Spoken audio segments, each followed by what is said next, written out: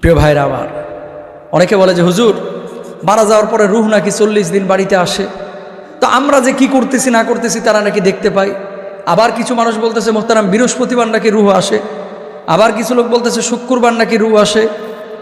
আচ্ছা, রুহ যদি 40 দিন আপনার বাড়িতে আসে, 40 দিন নামাজ পড়লেন, এরপর আর পড়লেন না, আল্লাহ খুশি হবে না বেজার হবে? আসলে এই সমস্ত জিনিসগুলোই হচ্ছে বিভ্রান্তিকর কথা, এগুলো বিশ্বাস করা যাবে।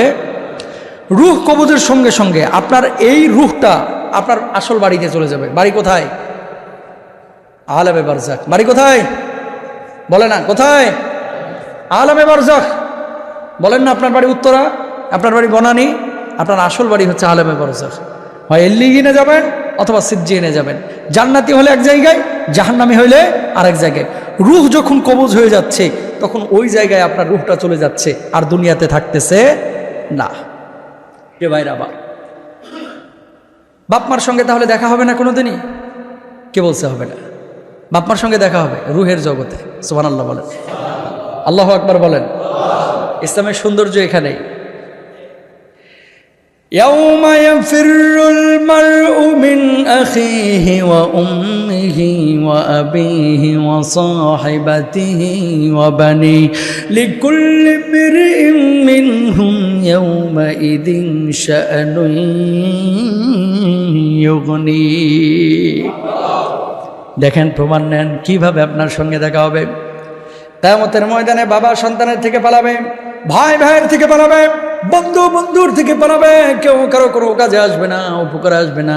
এমন মুহূর্তে এক ব্যক্তি দাঁড়াবে, আল্লাহ রব্বুল আলামিন বলবে এই ব্যক্তিকে জাহান্নামের মধ্যে নিক্ষেপ করো।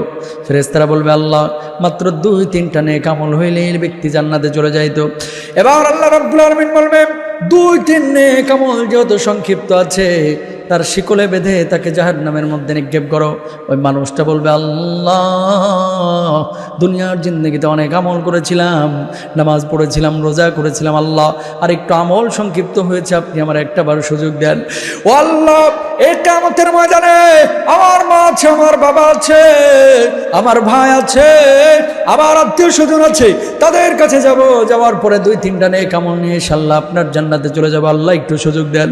এবার আল্লাহ বলবে বান্দা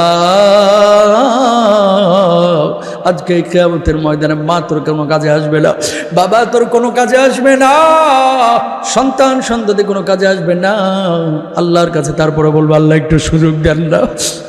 রব্বুল আলামিন যখন সুযোগ দিবে, এবার বাবার কাছে দৌড়িয়ে যাবে, মায়ের কাছে দৌড়িয়ে যাবে, সন্তান সন্ততির কাছে দৌড়িয়ে যাবে, বলবে আমার মাত্র 2টা নেক আমল দরকার, আমার জন্য একটু ব্যবস্থা করে যাও।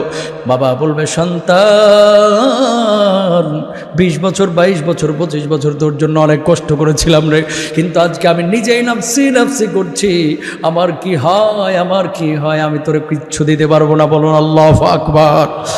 মায়ের কাছে যাবে, বলবে মা 10 মাস 10 দিন তুমি আমার পেটের মধ্যে রেখেছিলা মা, ও মা দুনিয়ার সব মানুষ স্বার্থের জন্য আমার ভালোবেসেছিল, তুমি নিঃস্বার্থ ভালোবেসেছিল, নিজে না খেয়ে খাইয়েছিল।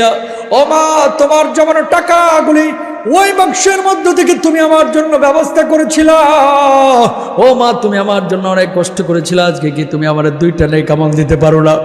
মা সেদিন বলবে সন্তান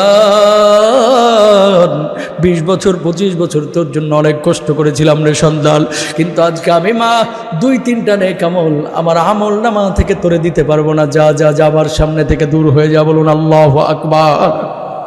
কেউ দেখবে না, কেউ আপনার জন্য কাজ করবে না। লিকুল্লি ইমরিইন মিনহুম ইয়াউমাইযিন শাআনুন ইউগনি, সবাই নিজেকে নিয়ে ব্যস্ত হয়ে যাবে। আল্লাহু আকবার বলেন। দেখছেন মায়ের সঙ্গে বাপের সঙ্গে কিয়ামতে দেখা হচ্ছে কি হচ্ছে না? এবং মুহাদ্দিসিনরা এটাও বলছেন, রাসূল সাল্লাল্লাহু আলাইহি ওয়াসাল্লামের হাদিস থেকে ব্যাখ্যা করে, মানুষ মারা যাওয়ার পরে যদি তার রূহটা আল্লিগিনে যায়, জান্নাতি পরিবেশে যায়, ওই জান্নাতে যদি বাপ মার রূহটা থাকে, দাদা দাদির রূহটা থাকে, প্রিয়জনের রূহটা থাকে, ওই রূহের সঙ্গে সেই জগতে তার দেখা হবে। মারা যাওয়ার পরে জিজ্ঞেস করবে বাংলাদেশে ফ্লাইওভার কয়টা হয়েছে রে, নাকি জিগাইব যে কিরে বাংলাদেশে ফ্লাইওভার কয়টা হয়েছে, পেঁয়াজের কেজি কত, ডিমের হালি কত, জিগাইব না।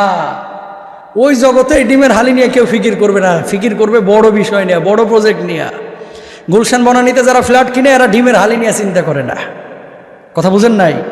ডিমের হালি নিয়ে চিন্তা করি আপনি আমি, ওদের কি এগুলো চিন্তা আছে? বেগম পাড়ায় যাদের 3টা 4টা বাড়ি আছে না, ঠুয়ানি খাইবো, ওই জগতে যাবে, ফেরেশতারা পিডাইবো, কয় বেগম পাড়ায় বাড়ি কিনছিলি কেন?